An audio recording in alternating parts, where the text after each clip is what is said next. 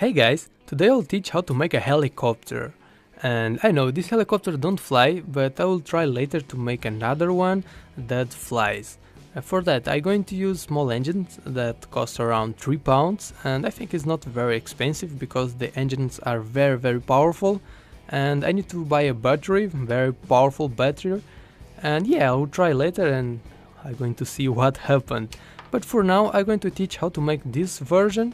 You need a bottle, some popsicle sticks, glue, 2 engines, and other stuff that you're going to see in the tutorial. So let's go start.